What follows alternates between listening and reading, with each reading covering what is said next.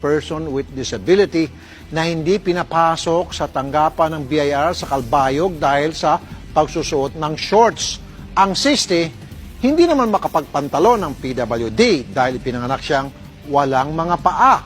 Yung rason daw po kasi po naka-shorts po ako, dapat daw po long pants po with shoes po. Po niya na-notice, sir, kasi Miss Nancy is moving on her own without assistance. Hindi niya napansin yung putol na paa ni Miss Nancy or binti dahil naka-shorts po daw siya na medyo mahaba. At naniwala po kayo, sir? Of course naman, sir. Sir, kung naniniwala ka, dapat masibak ka, sir. Bakit naman, sir? Sir, hindi po proportionate yung kanyang katawan sa kanya pong supposed to be dapat mga paa. Doon pa lamang, halata na siya po ay isang PWD. Baka naman, sir, yung agency na yan, friendship mo o ikaw may-ari mismo ng agency?